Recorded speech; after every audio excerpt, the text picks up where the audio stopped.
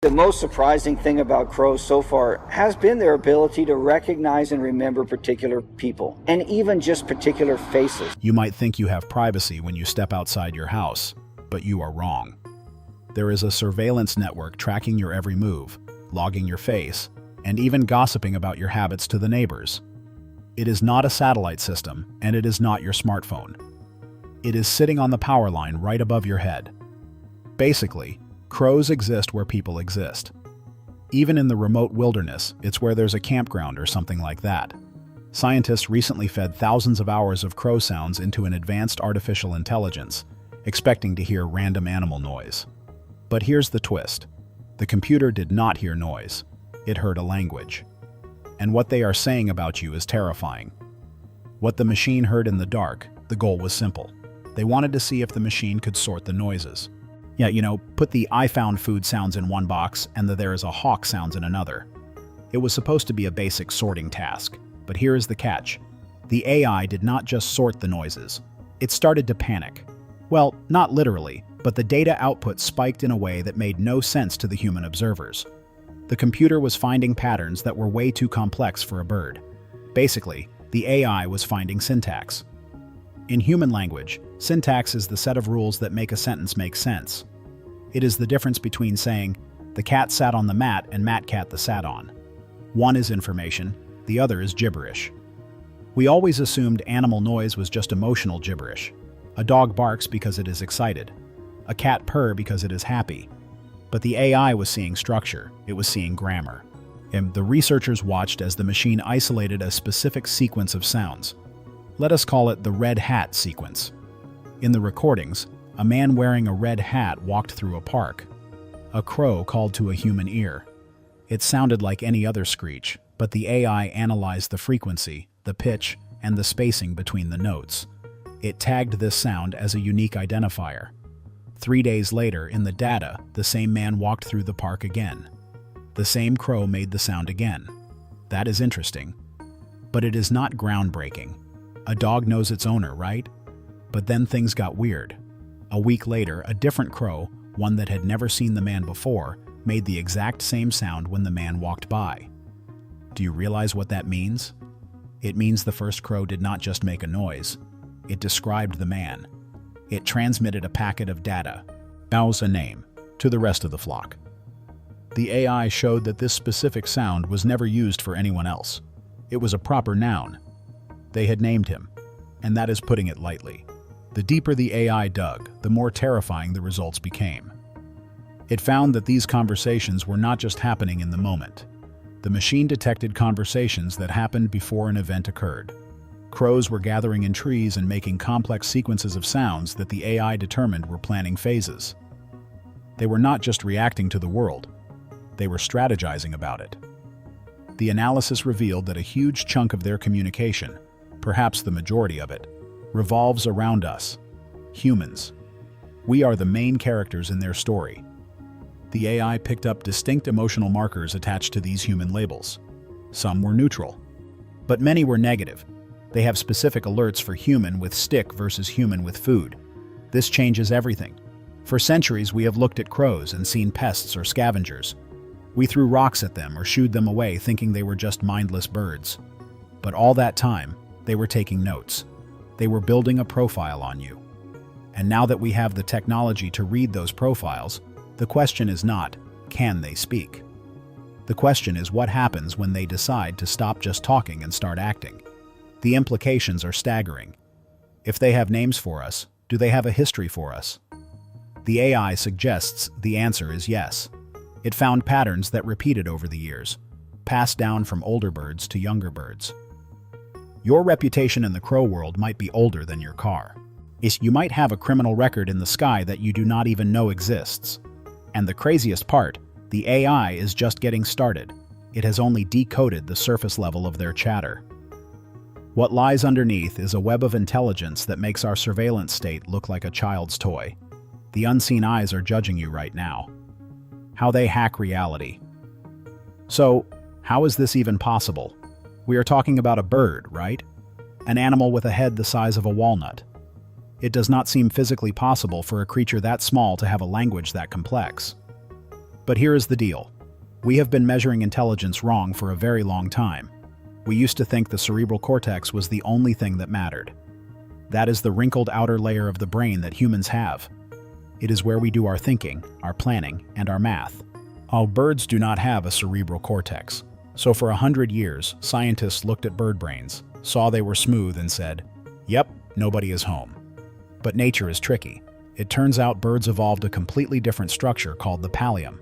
It looks different, but under a microscope, the neurons are packed in there so tightly it is ridiculous. A crow's brain is basically a supercomputer compressed into a USB drive. Wait for weight, their brain is just as powerful as a chimpanzee's. That is why scientists have started calling them feathered apes. Let's look at the New Caledonian crow. This bird is the Einstein of the avian world. Most animals, if they want to eat, they just use their mouths or claws. But these crows make tools. And I don't mean they just pick up a stick, they craft tools. There is a specific plant called the pandanus. It has long, spiky leaves. Scientists have filmed these crows flying down, landing on the plant, and performing surgery. The crow will snip into the leaf, then tear it in a stair-step pattern. They are manufacturing a saw. They create a jagged edge that is perfect for hooking bugs out of deep holes. This is not accidental. This is engineering. They have a design in their head and they execute it. If the tool breaks, they fix it. If they cannot find the right leaf, they improvise with wire or twigs. But the real mind-blower is the water displacement test. You might know the old story of the crow in the pitcher. The bird dropped stones in a jar to raise the water level and drink. Researchers thought, let's see if that is actually true. So they put a tube of water in front of a crow with a floating treat inside. The crow could not reach the treat. They left a pile of heavy stones and a pile of light floating styrofoam nearby. A dumb animal would just throw everything in the tube. But the crow, it looked at the stones. It looked at the styrofoam. It paused. Then it picked up the heavy stones and dropped them in one by one. It ignored the styrofoam completely. It understood the physics of density and displacement.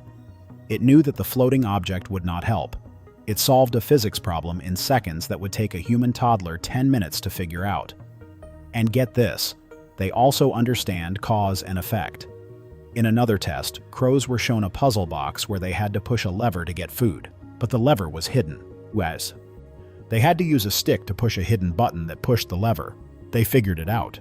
They can create mental maps of how machinery works just by looking at it. So when the AI tells us these birds have a language, we should not be surprised. They have the hardware for it. They are not operating on instinct. They are operating on logic. They are analyzing the world, testing it, and bending it to their will. The scary thing is not that they use tools. It is that they look at us and see us as just another part of the puzzle to be solved. They know how to manipulate objects. So why wouldn't they learn how to manipulate us? They have the brain power to do it. They are unlocking the physics of our world. Wanted posters in the trees. It is not just that they are smart. It is that they hold a grudge.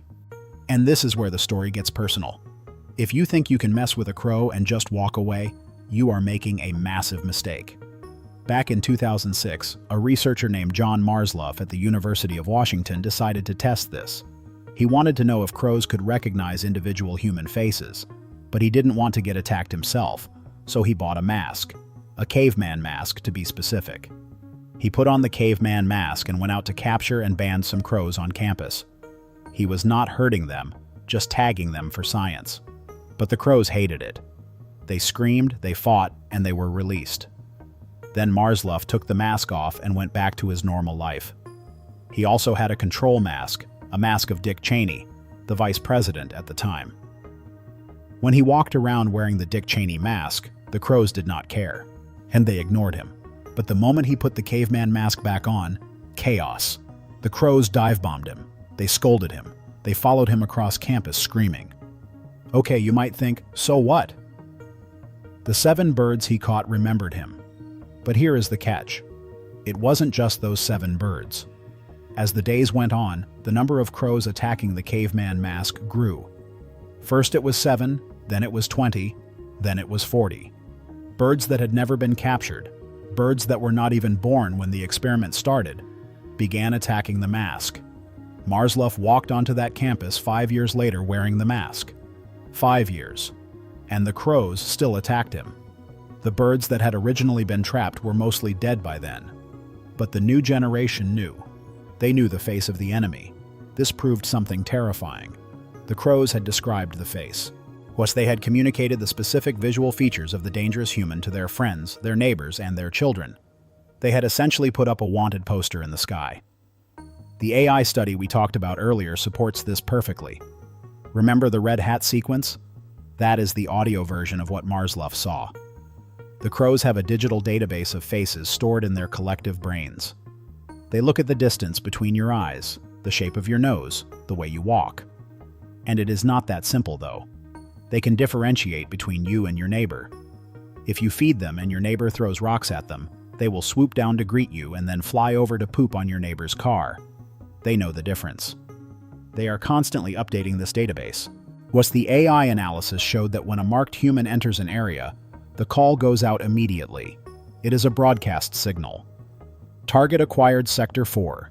This means you cannot hide from them. You can change your clothes, but you cannot change your face. And since they share this information, you could annoy a crow at your house, drive 10 miles to work, and find that the crows there already know who you are. The network is faster than your commute. We are living in a panopticon, and the guards have wings. They are watching us right now, logging our behavior and deciding if we are friend or foe. And once you are on the bad list, there is no appeal process. You are marked for life. Your face is their data. Crime and punishment in the air. If you think their facial recognition is creepy, wait until you hear about their culture. Yeah, because that is what this is. It is not just biology. It is a society with rules, laws, and even funerals. When a crow dies, the flock does not just fly away. They gather. If you have ever seen it, it is chilling. One bird finds the body and gives a specific call. Then silence falls. Dozens of crows will land in the trees surrounding the fallen bird. They do not eat it. They do not attack it. They just watch. Scientists used to think this was grief, and maybe it is. But the AI suggests it is something more practical and more intelligent. It is a crime scene investigation. The crows are analyzing the scene. They are looking for clues. Was it a cat? Was it a car? Was it a human with a gun? They are gathering data on the threat so they can distribute that information to the living. The AI detected specific low-frequency sounds during these funerals that seem to encode the cause of death. They are writing an obituary that doubles as a warning label. And get this, they have a justice system. Researchers have observed crow courts. A bird that steals food from a younger member or breaks the social rules will be surrounded by the flock. They will scream at it, peck at it, and sometimes exile it. They enforce social order. This judgment extends to us too. The AI analysis found that crows can distinguish between a human holding a stick and a human holding a gun. They can even tell the difference between a hunter looking up at the trees and a hiker looking down at the path. In one incredible part of the study, the AI noticed that the alarm call for human with weapon was totally different from human with umbrella, and they understand the intent of the object you are holding. If you walk out with a broom to sweep, they stay put. If you walk out with a broom to swing at them, they vanish before you even raise your arm. They are reading your body language better than you can read theirs. The crazy part is the gift giving. We mentioned the bad list, but there is also a good list. People who feed crows regularly have reported receiving gifts. Shiny beads, pieces of colored glass, even coins. The AI found that the vocalizations used around these good humans are softer, higher pitched, and filled with what looks like affection. They are paying you. They understand the concept of trade, food for loyalty, food for protection. They are engaging in a cross-species economy. This level of social complexity, funerals, courts, trade, the threat assessment means they are not just animals surviving in our world. They are a parallel civilization living on top of ours. They have their own laws, their own history, and their own public enemies. And right now, the AI is telling us that they spend a huge amount of their time debating which one of those categories you fall into. They are holding a trial for you. They know we are listening. Here is where it all comes together, and where it gets truly sci-fi. We have talked about how they spy on us, but we need to talk about how they share that data across the world. The AI study mapped crow sounds geographically. What they found was mind-blowing. Crows have dialects. A crow in New York sounds different from a crow in London. That makes sense. But the AI found that specific words like the alarm for a hawk or the label for a food source travel across these dialects like a viral meme. A new call might start in a suburb of Chicago. 6 months later, that exact same vocal pattern shows up in St. Louis. It jumps from flock to flock, traveling hundreds of miles. It is an analog internet. They are relaying information across the continent. This means that if a new threat emerges, say a specific type of drone or a new kind of trap, the knowledge of that threat can spread faster than the object itself. They are upgrading their software in real time. They are learning from each other's experiences without ever meeting. We always thought humans were the only ones who could accumulate knowledge like this. We write books, we put things on the internet. But crows have an oral tradition that works just as well. They are not starting from zero every generation. They are standing on the shoulders of the crows that came before them. But here is the final, most unsettling piece of the puzzle. At the very end of the AI study, the researchers noticed a change in the data. For months, the artificial intelligence had been silently listening, a digital ghost haunting the canopy. It was processing terabytes of bioacoustic data, decoding the complex syntax of the corvids, and cataloging every squawk, rattle, and click. The algorithm was learning their hierarchy, their warning systems, and even their gossip. It felt like we were on the brink of the first true interspecies translation. But then, in the final weeks of the study, the data stream fractured. The crow calls shifted. A new pattern emerged. A strange rhythmic pulse in their vocalizations that had never been recorded in ornithological history. It wasn't just a regional dialect change. It was a structural overhaul. This new modulation rippled through the local flocks with viral speed and then started spreading outward, hopping from territory to territory, forcing the AI's confidence metrics to plummet. The machine was no longer translating. It was just recording noise. The scientists do not know what it means yet. The AI is still trying to crack it, churning through permutations, looking for a Rosetta Stone that no longer exists. But some behaviorists have a theory, a scary one. They think the crows realized something had changed. They noticed the microphones hidden in the bark. They noticed the lenses glinting in the foliage, but more importantly, they noticed the lack of reaction from the humans they were testing. Crows are known to test boundaries, dropping nuts in front of cars, teasing predators to gauge reaction times. They realized that this time the humans weren't shooing them away. They were freezing, observing, and recording. They realized they were the subjects of an experiment. The shift in their language might be encryption. It is a terrifying thought, but the evidence fits.